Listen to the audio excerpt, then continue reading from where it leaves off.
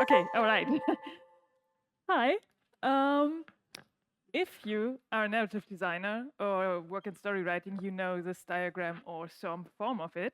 And weirdly enough, it doesn't only apply to the game we've been working on, and we will talk about in this talk, but it also applies to our journey outside of the pure development process.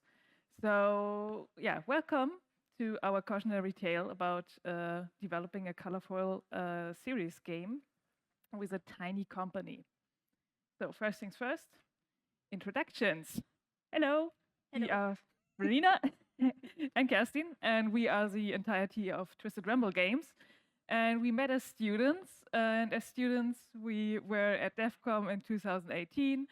And we decided, with all this knowledge that we gathered here, we wanted to create our own games in our own company in our own way.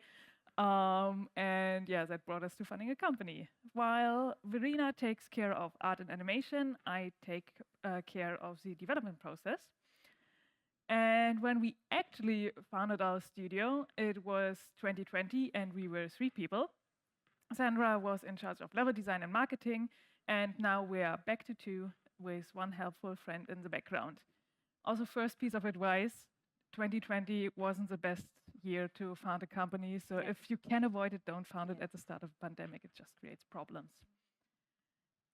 Now that you know us, we want to introduce you to our game. It's called Duru, and we will have a look at the trailer.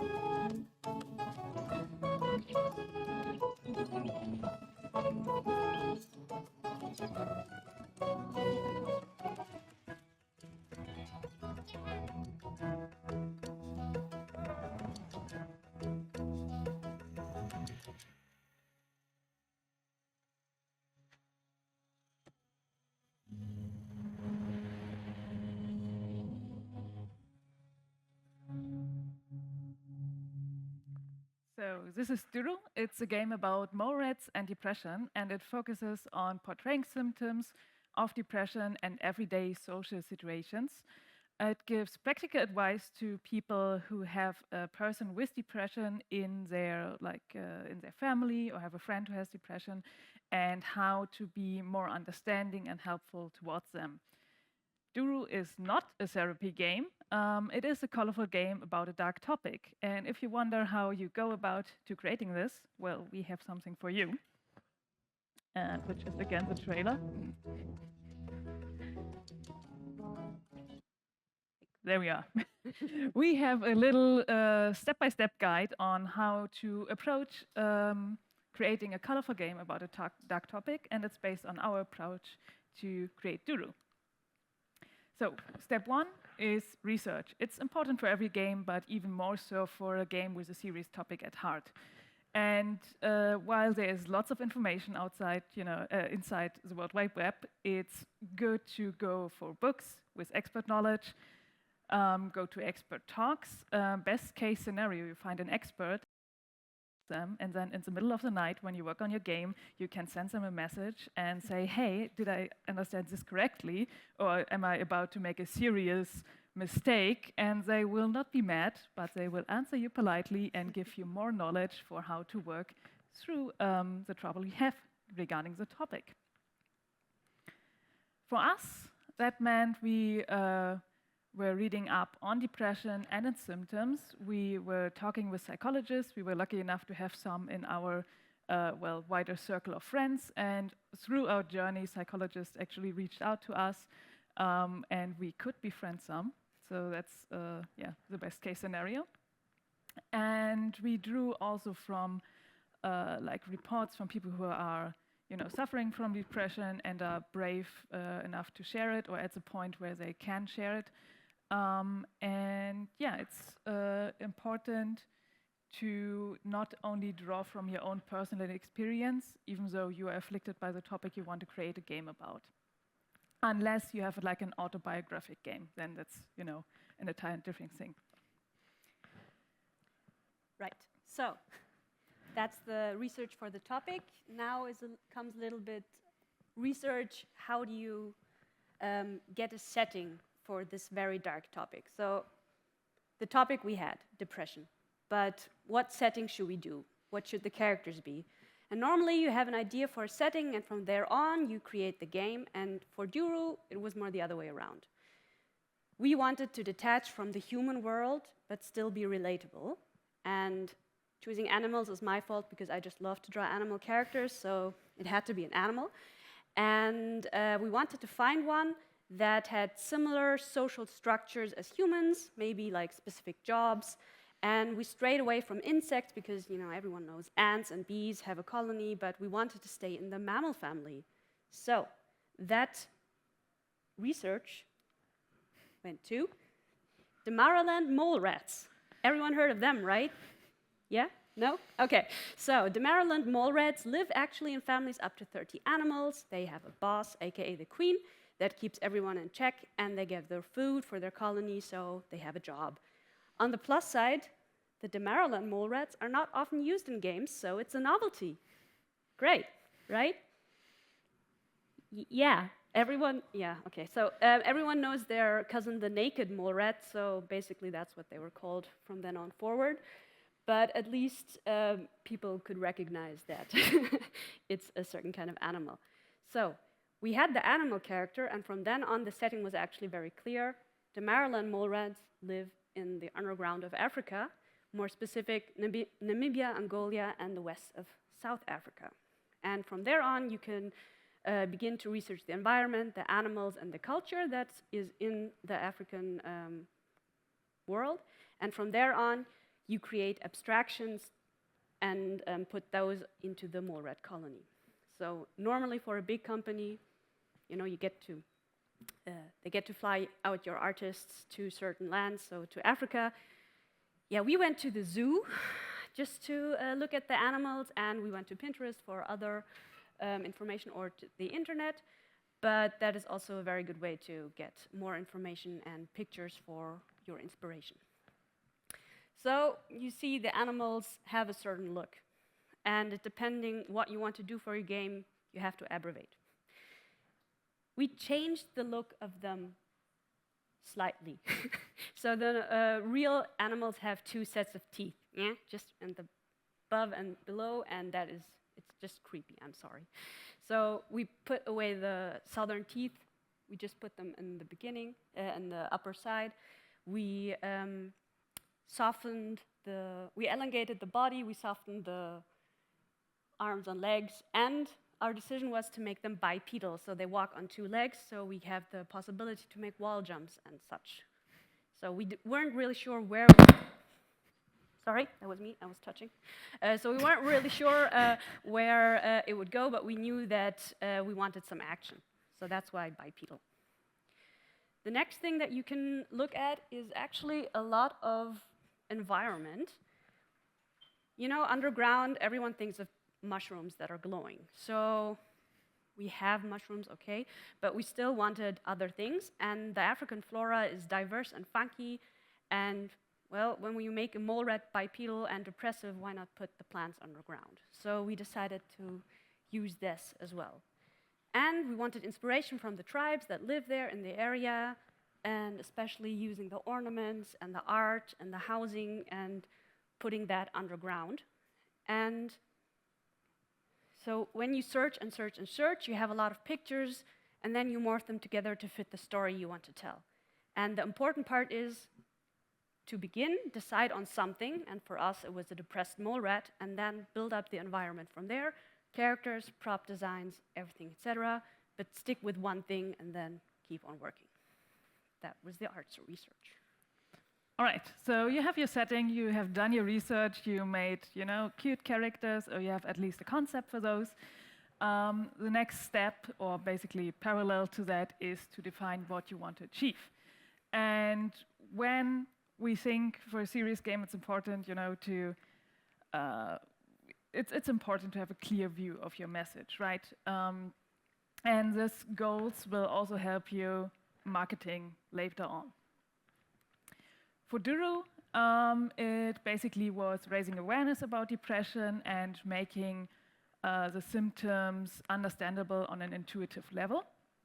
We also wanted to give advice to people who have, family or friends with depression on, having like little things they can do to help them, or little things they shouldn't do to avoid, involuntary hurt people. And again, we learned this through the pitching process. You need to make also clear what your game is not. At least in our case, it was that it's not a therapy game, and it's not, a depression simulator. We do not want to feel like we do not want to invoke the feeling of depression. It's a colorful game. It's lighthearted. And then, when you have, your research and you know what your goals are, let this inspire your story, of course, and also your game mechanics. And you want to go find the most significant things from your research, and do not try to, throw everything in, because that can water down your message. And yeah, then you go ahead and make game mechanics based on this. And for us, it was identifying the most common symptoms of depression, which are like distorted thought patterns and, a morphed perception. You have a feeling of low self-worth. You might feel guilty because of your sickness, which is a very weird concept to grasp because we don't have this with other illnesses. And then you have, coming from that, the social isolation. You feel lack of energy, you feel sad or tired. What we also took from the research was the description of the illness from people who had suffered through it or still are suffering through it. It was that they described the illness as this external force, nearly like this. We heard like it described as a kraken that always reaches for you and has too many arms for you to fight it. And there is from the WHO a very good short movie which is called A Dog Called Depression.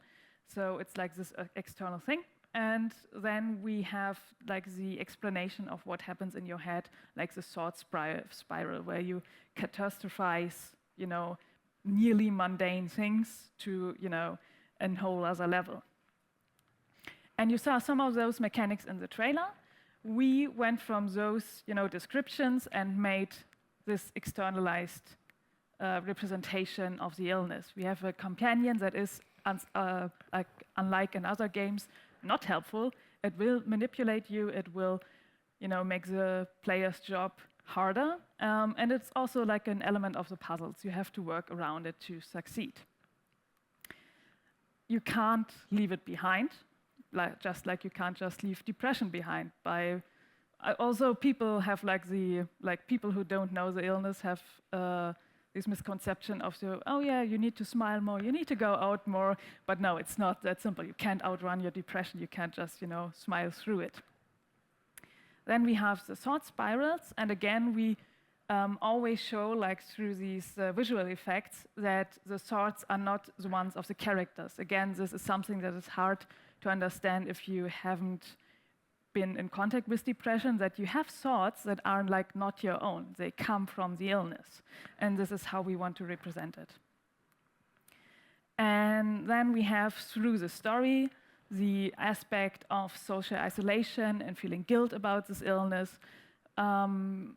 Like when somebody asks Tuli out, like the main character, if they want to do something, and Tuli just says no, we can actually see why she's saying that. Like, why is she declining, and it's like because of her fear that the monster will, you know, drag others down or be a danger to them. As players, we can always see that. We have always this insight into, you know, the illness. All right, and then when you have this set, you go ahead and find ways to make it colorful. And this is also where your research comes in, where you go back and find those hopeful and positive moments, because they're always there. Like, as humans, we can suffer through a lot, and still there might be this spark of light, and you can use this for your game to, you know, keep your players from getting depressed themselves, basically. Also, don't be afraid of humor. If you do humor, find like a little circle, of trusted friends, and talk with them about it. So you can't hurt anybody involuntarily, and you can check your joke and if it's, you know, aimed at the right thing. Also, don't go to extremes if it's not important to understand the message of your game. In our case, that meant that the main character will never have expressed thoughts of suicide, which is like the most extreme and most dangerous form of depression as an illness. Then you want to give yourself a setting that is, you know, colorful, which Verena will talk about in a second.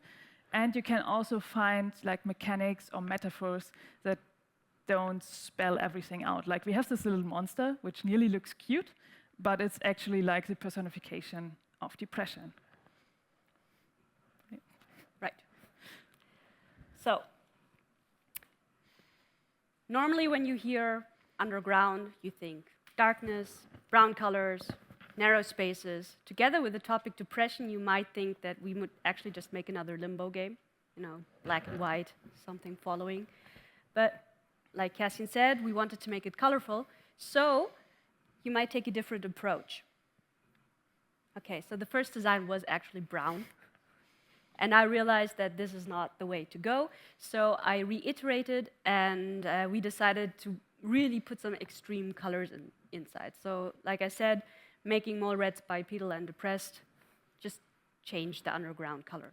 So, use different kinds of color wheels to try out what colors pop, what colors to use. And if you want to make an open space, be ready to also really use light colors. So we actually decided to use the purplish one, but with the light background to make it seem like it's a big space underground. But of course, you need to try out different kinds of colors to see what pops.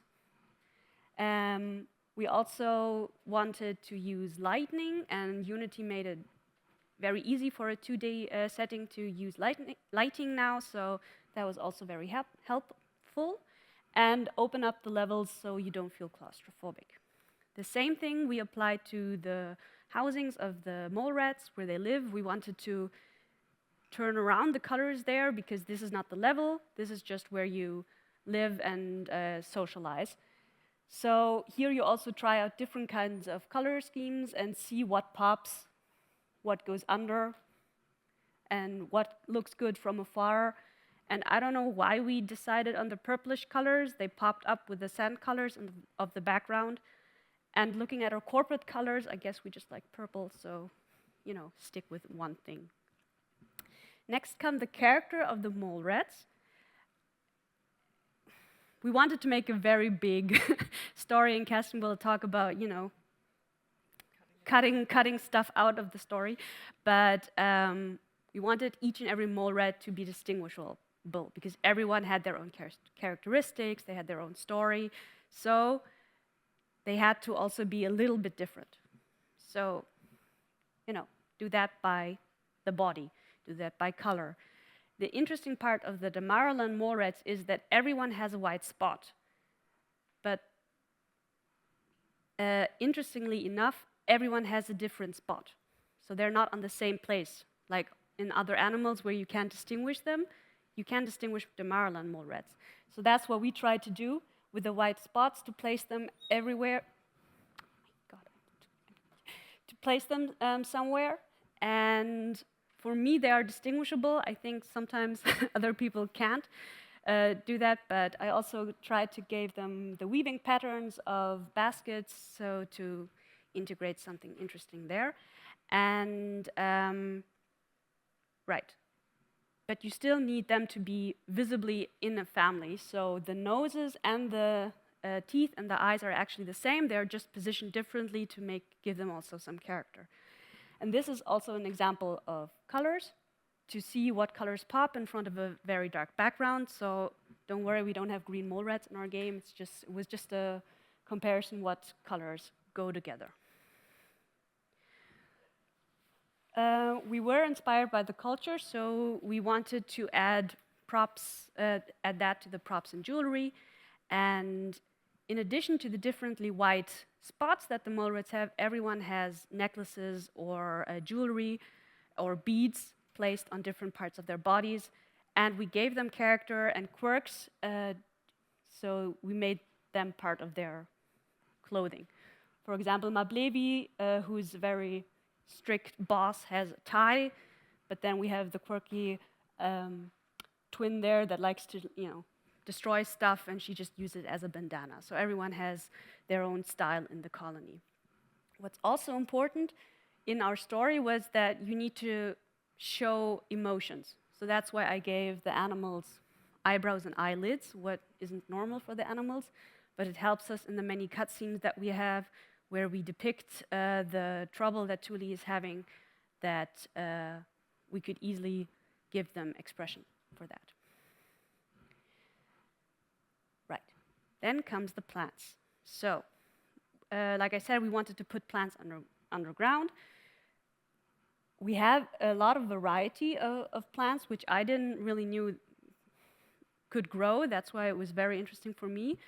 And what I just did was change the colors of them to match the underground, make some interesting lighting and particle effects with them to make it a little magical feeling when you're running through sometimes darker levels. But sometimes plants are not only decoration in our game.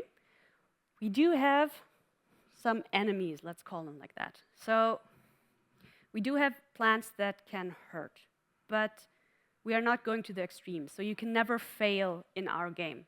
Even if you run into these enemies, you are instantly respawned. Death is never part of the game. And our main focus were the puzzles, so we made the enemies stagnant. They're not moving with you. We didn't want to stress the players more out. That's what the depression is for. And that was another thing where you need to be very careful how you depict something, especially something like big as a depression. So the question is, how scary should it be? We didn't want to trigger any people, especially certain phobias like spiders or swamp monsters. So this one actually, it was a favorite of mine, but it went away pretty quickly when I showed it to other friends and they were like freaking out. So, right, be aware of phobias that other people might have, and if you don't want to trigger them because you want to make a happy game, just stay away from that. And symbolism helped us out a lot in this game. So a lot of black and white or black characters with white masks have an eerie feeling to it. So that's why we chose that kind of colors. And the masks that you see here are also helping out connecting the depression with the main character, because the spot that the main character has is at the exact same part of the body that the mask is. Just here it's inverted, but it's at the same spot. So you see they are going together. And also in the trailer, you saw that Thule, the main character, puts on a mask. So that is to hide her true feelings and not be a burden, just, keep on a smile. So masks do have more of a meaning in our game. And also, depression is an illness that does not appear the same every day. So this is shown in the character design. Be it here or in the beginning, looks very docile. People said, oh, look, it's a cute dog that's starting to following me. It's not what we wanted, but yeah, okay. So in the beginning, you don't really know what it is. And sometimes you have better days, and then he gets very small, and you can actually have like a normal life again. You have levels where he's not interfering, and you're suddenly very happy that you can do that again. And then there are days where the monster just rips its mask off, and then the real trouble starts. So You have to see how you tell a story through the different kinds of characters, how you depict the depression. And like with Bale being like, we call the monster Bale, sorry. With Bale being like bigger, smaller, normal sized, it happens mostly when other Morets do helpful things or less helpful things. Like one friend is, constantly reaching out to the main character, caring for her, and eventually gives her the strength to open up and saying, hey, I have this little monster following me and manipulating my thoughts. And Bill grows also when, Morets do all the stupid things you shouldn't do, like, say smile more, you just need to do sports, why don't you take a vacation, all of that things you shouldn't say to a person who has depression. All right, you are armed with knowledge at this point, so you just make your game, right? Right? Well, especially if you are an indie dev, you know the struggle. And it starts when you transfer from making your game part-time as your passion project on the weekends to switching to being a full-time game dev. And that's when the problems start, and latest when you need to found a company. So we like to share the problems we faced on this journey and what we learned from them, and maybe we inspire you to have some plans when the same problems happen to you. Well, everybody knows the problem of financing your game. And unless you had an amazing, well-paying job that gives you enough savings to stay, out of the market for 3 years, you need to find some ways. And luckily enough, the traditional ways of finding money still apply. Like you go pitch your project to everyone who can't run away fast enough. You can also, staying on your day job, maybe only go part-time. You can also make use of funding programs that are not directly aimed towards game development, depending on your topic. Maybe there are organizations who can support you and work together with you. And then you have a 2-for-1, because you have a person giving you money and you have a person giving you knowledge. So yeah, also you can do contract work once you set up your company and try to balance it out. When we started out, we still worked our day jobs, we were freelancers, and we were also teaching at university. And after that, we had a combination of different funding sources. 2 of them were going towards the business, and 2 were especially for our project. And of course, we had our own savings. And depending on where you live, you have like different funding programs, and it's important to research. Yeah. You can also try doing a crowdfunding campaign like we did. We did one on Kickstarter. And while our Kickstarter was successful, it didn't blow up. But we had, a solid foundation for our community. Because when you have a game with a serious topic you deeply care about, you automatically attract people that care about this topic as well, and thus about your game. And this way you can also reach beyond your typical gamer audience, and you can maybe encourage some new people to pick up games as a new hobby. And while that is very rewarding, a Kickstarter campaign is also quite stressful, and you have to do it on top of everything else you have to do. Because you're just a tiny studio, you have limited people, you have limited hours, limited time to develop your game, but you also, need to get back to your text person about the things I asked you last week, and you need to manage your social media accounts, and you need to get the demo for your next event ready, you need to apply for the next event, you need to prepare a pitch. The list goes on. And then you sit there with everything burning and say, this is fine, right? And it brings us to the next problem that might occur to you when you're a tiny studio working on a game. How do you do 100 things at once? And we have the answer. You can't. It's, you can't. But still, I can't count the times we attempted just that and still try. But there are only so many hours, and you're just, one human being. You need to sleep and eat and have some fun on the side. It just doesn't add up. But I do not want to make a joke only out of that. I want to share some solution that we tried, a little step-by-step plan that maybe can inspire you to have your own when you face a situation. And again, things might seem simple, but when you work on a project, you tend to forget the simple things because you are stressed out and you have big emotions and they don't let us think straight, especially if we are afraid. And that includes Rena and myself.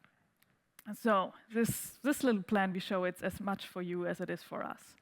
First things first, you make a list and you prioritize. And most of the time, on top are tasks that can lead into financial or legal trouble if you leave them undone. And it sucks, to put your game on hold, but it will suck even more if you have a court appointment right at the top. If you do not do this already, start keeping track of your time. And being an indie dev, the chances are you are doing too much and not too little. So hold yourself accountable to yourself, your health, your relaxation time, your friends, your family, your pets, your hobby. You don't want to burn out. Please, and I can't stress this enough, don't do too many hours. I learned this the hard way when I felt physically sick every time I sat down and tried to work on our game. And I have to say I was really, really lucky because right at the time I was about to head out to a co-working, co-living thing for game developers. And another indie dev and friend had basically a heart-to-heart to me and told me about he burned out and couldn't work for nearly a year. But it's not about being not able to work, really. It's about living a healthy, fulfilling life. And finishing your game is not worth risking that. And if that's not enough for you to get you convinced, it's also scientifically proven that you're not more productive when you work more. There was a study in 2014 by John Pankewell, and they found that productivity per hour declines sharply after a person works more than 50 hours a week. And after 55 hours a week, it's pretty much pointless, right? So he's from Stanford University, he knows what he talks about, and we should all listen to him. Put it on a poster. Also, find a time tracking device. There are little cubes you can buy. I had this one for a couple of years. And this one is more on the expensive side, but it also helps with your mental health. And this one reminds me every 5 to 4 hours that we have to go out and have some fun. If you can make cuts to your game, do it, because this will also, help you reduce your hours. We had to make some cuts to Duru, and it's not fun. It hurts, but it might just be the right thing to do for you to get your game finished in the first place, right? Also, if you have another look at your finances, can you afford to bring in another person on the project? Does it make sense? Can you buy assets? Do you have friends or a lovely community from when you did your Kickstarter campaign who can help you out with testing or localization? We were lucky enough to have those in our community, and we can't stress enough how grateful we are to all those lovely people. So let's assume you financed your game, and you figured out a way to deal with your stress. You had to come some features, but your development is nearly done, and you're so hyped. It's released all those months, all those years, and then it just doesn't happen. On release day, you have to put out a message that it's, not release day. And that happened to us. The night before, we got a message from Steam telling us that we failed the validation process because of some weird trouble with our Mac build, which oddly worked because the Kickstarter people tested it, but and to be honest, the next day after, I didn't want to get out of bed, and I didn't want to write this message. But then we started texting in our group chat, and we started to make jokes how this is a project in which, everything goes wrong, starting with the pandemic, our funding situation. We had sickness, we had burnout. In fact, we joked that it's a cautionary tale of projects gone wrong, and we should do a talk about it. So, hi, this is this. And honestly, that's the best advice we can give. Not the doing the talk thing, but, talking to your team in this moment where everything goes wrong. Try to build them up because they will build you up. for most of us, it's easier to pick somebody else up and cheer them on. And yeah, humor helps too. Like just in your game about a dark topic, humor can be a good thing to make, the worst experience to something colorful. Yeah, and even if something catastrophic as this happens, there is a solution. Might not be the one you liked or the one you imagined, but there is one, and you can find it. Our problem was solved, and a couple of days later, we were able to publish Duru on Steam. We had a lovely little event on Discord with our community, and we pushed the release button together. And yeah, all is well that ends well. Well, if you paid attention and you are, fluent in story writing, you notice that we're only here. And before the resolution comes, there is a dark moment. And so after our release, what could possibly go wrong, right? Well, it released and nobody bought it. That's not quite right. More precisely, not enough people bought it. And we had around 300 people who activated their keys from the Kickstarter campaign, which was awesome to see that they actually cared about the game and wanted to play it. And some of them also wrote a review. And I'm not sure if you know that, because we didn't. If people do not buy your game through Steam, only have like a key from your Kickstarter campaign, their reviews don't count towards discoverability. And yeah, I don't want to go like into an in-depth analysis of all the things that factor into that, why we didn't sell as much. Here at devcom, there are better talks about marketing than I can give. So still, the sad truth is it's a big market. And sometimes it happens that a game doesn't sell, good games don't get discovered, bad games do mad sales. Sometimes it's out of your control, really. And you always hear like these success stories about the small indies that went big, and you rarely hear about the small indies that, just didn't went anywhere.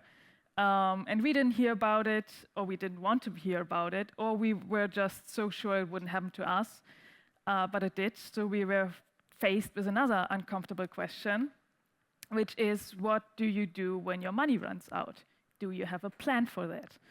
And we didn't have a plan for that. So we were, right in this moment when our money ran out, we had to create one.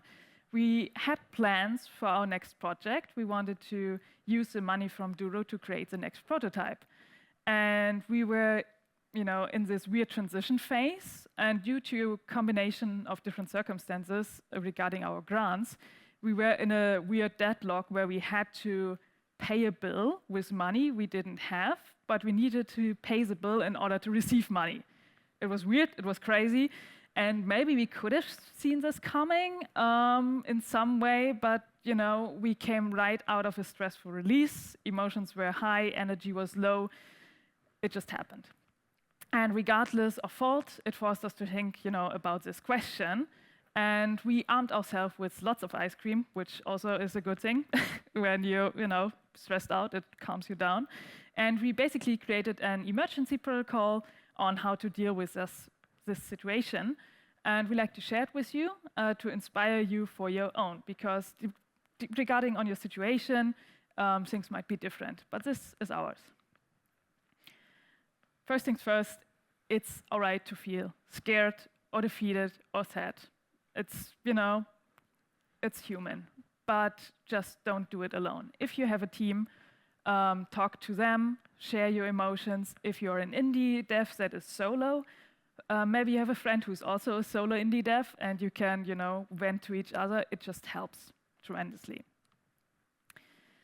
Also, you did not fail simply because you didn't make money. There are so many games out there, and sometimes good games, as I said, just don't get recognized. Also, when you look at releases on Steam, 90% of the games only get bought during a sale. So when you release in a time of crisis as well, money is scarce. Maybe somebody wants to buy your game, but simply can't because they don't have money for it. There are so many factors, and sometimes they all work against you. It doesn't mean you shouldn't try to market your game. It just means sometimes everything goes wrong despite your efforts. All right. Now we have the emotional side covered. What can you actually do? after you went through the feelings. Depending on your situation, do you have a backup plan to earn money? Can you do contract work with your company? Can you go back to your old job? Are there programs that can help a company in need? During the COVID time, there were some. They were a bit, tricky to get into, but maybe in your area there are programs that help, a company that has some trouble. Also, can you borrow money if you need to, like to, go over the dark time and pay it back? Can you loan from a bank? Can you loan from a friend? Also, and this is the one that scared us the most and that was, causing mad panic. Do you know how to dissolve your company if, everything fails? And we didn't know, would we end up in court if we couldn't pay our bills? What would happen? And depending on how you're organized, there are different ways on resolving that. And also I found out there are guides online, so that took away the fear. And also, if you make cuts, to your project, to your company, never cut the tax person, because they know all these things and they can help you through it. And also, some important lesson, nobody says you can only try once. So many skills require us to make mistakes and to learn from them to be good at it. I did kickboxing some years ago, and I learned most when I get a fist right to my nose. It hurts insanely, but the next time I duck. And why shouldn't it be with leading a company or making a game? The consequences of failing might seem, more severe, but you will learn from that. And when you like and recovered, from all of this journey you went through, you can try again if you want. Nobody says no.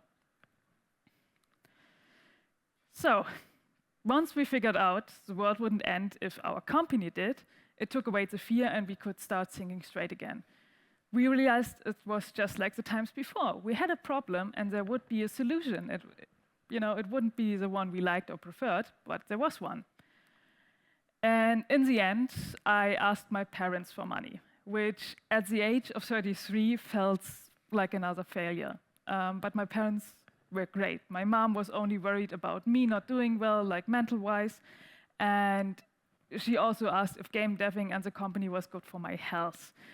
And I know that this is not the solution everybody had, and I'm, again, very grateful. So thank you, Mom. Thank you, Dad. It means the world.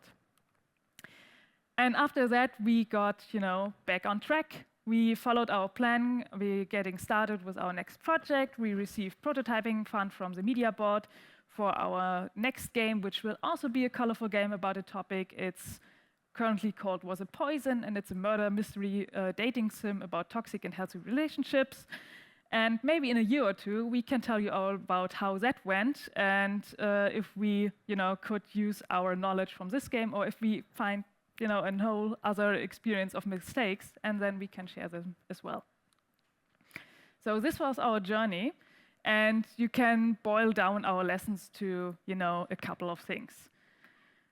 Most important lesson for us was there's always a solution.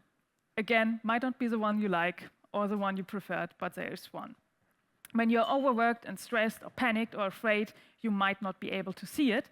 And that's why it's important, to have a plan for your worst case scenarios, even though you do not want to think about that when you're starting off your game company. The world won't end if you fail, if everything, just goes through your worst case scenarios. And the fear of the future might impact your decision making. And, cutting fear out of the picture might prevent you, might lead you to actually succeeding. Like if you can think straight, if you, can have a positive mindset, that helps a lot. It sounds, a little bit like motivational speech now, but cutting out the fear just helps. Also, always talk with somebody about your struggles. Be it with your team, or a trusted friend, or a bunch of strangers at a conference, there is a cathartic power in verbalizing what you feel and what you fear and what you're going through. And as indie devs, we have the power of forming great communities, and everybody is going through, some version of all those struggles we just talked about. And yeah, this is our superpower, so we should use it. Thank you so much for listening. And we hope you gained some insights or you learned something from our talk that can help you in your immediate future.